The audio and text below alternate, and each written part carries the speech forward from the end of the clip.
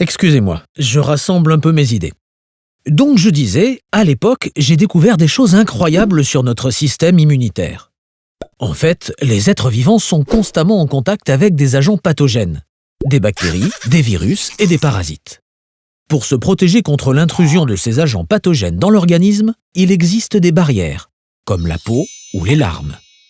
Lorsque, malgré ces barrières, des agents pathogènes s'introduisent dans l'organisme, notre système immunitaire entre alors en jeu.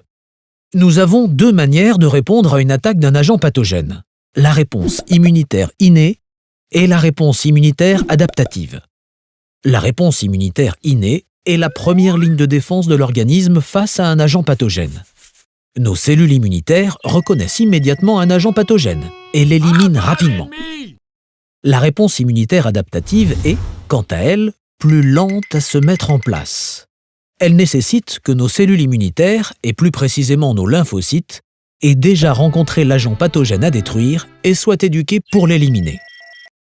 Ce sont des cellules présentatrices de l'antigène, CPA, qui sont chargées d'éduquer nos lymphocytes.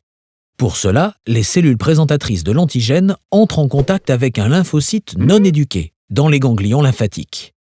Elles lui présentent l'antigène, qui est une protéine issue d'un agent pathogène.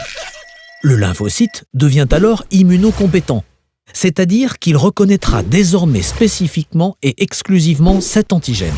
C'est la sélection clonale. En cas de nouveau contact entre ce lymphocyte et cet antigène, les lymphocytes vont s'activer et se multiplier. C'est l'amplification clonale.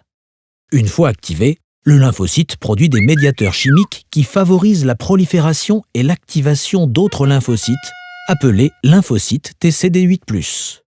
Les lymphocytes TCD8+, vont se fixer sur la cellule infectée et reconnaître l'antigène présent à sa surface. Ils vont alors libérer des cytotoxines qui vont créer des lésions dans la membrane de la cellule infectée et ainsi la détruire. Bon, c'est bien beau tout ça, mais on s'est quand même demandé si dans le cas du cancer, notre système immunitaire était vraiment efficace, car avec toutes les rechutes que l'on connaît, et c'est à ce moment-là que tout s'est éclairé. Ah bah non,